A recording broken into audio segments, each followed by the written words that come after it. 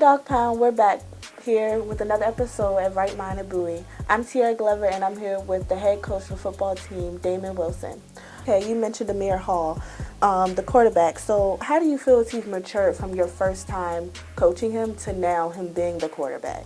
Well, Amir was always a great young man, a coachable young man. The difference is now he's had a couple summers to spend time with Coach Moses Ware, our offensive coordinator, to understand our offense, the ins and outs of the offense, and now he has the ability to check us in and out of every play that's called. So he understands our offense, and they did a great job this summer with the wide receiver core and the running backs just working out on their own. And I think we're seeing a lot of the things they practice come around during game time now. That's good. I'm personally a big fan of Amir Hall. Also, I wanted to know what type of values or qualities do you try to install into these young men as a coach? Well, we want them to be good people off the field as well. This football is going to end one day, but these guys have to be productive members of society. So we want to make sure, of course, they graduate, make sure they're active in the community, and gain that love for Bowie State University, make them want to give back once they graduate. And I think that's something that it's an everyday struggle, but the guys have brought into it and are enjoying the process right now. That's wonderful. And I guess that falls under, then what is your definition, or what do you feel, what is bulldog pride to you? Bulldog pride, we're not going to complain about a lot. We're just going to get out there and get after it. We're not going to look at the things that we may not have in place right now. We want to look at the positives, and we're not going to make excuses. We're going to fight, whether it's on the football field or in the classroom for that grade, whatever it may be. We're going to do the right things on and off the football field, and like I say, graduate student athletes and play at a high level on Saturdays.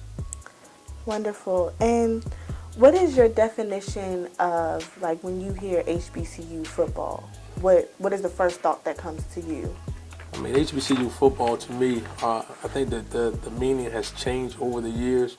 At one time, that was the only place, HBCU was the only place that we could go to further our education and play college athletics. I think those we have more opportunities now, but I don't look at HBCU football. I think football is football across the board. There's no such thing to me as an HBCU player versus a PWI player. We're recruiting football players, so I'm not caught up in the mindset of what HBCU football was at one time. Right now, we're just interested in recruiting good quality student athletes that can be successful in the classroom and on the football field. This episode was brought to you by Tropical Smoothie Cafe, located at 15475 Annapolis Road, right next to the Harris Teeter. Come on down. Get this nice Chipotle chicken flatbread. 10% off when you're a Bowie State student and you show your ID.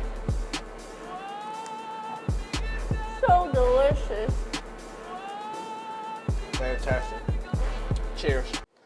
Now, there was one thing I did want to talk about stemming from last year's academic year that I felt didn't get the proper notoriety, the proper exposure, and it's only right because it's from one of our own. Okay. Last semester, at the end of the semester, as you know, we lost a dear member of our student body. Right. A day before graduation. Lieutenant Richard Collins III, who was a day away from graduating. He was slain on the campus of University of Maryland by someone who didn't respect him for who he was and just saw the outside of him and not really the inside, or they never really got to know the type of personality that he had. Right.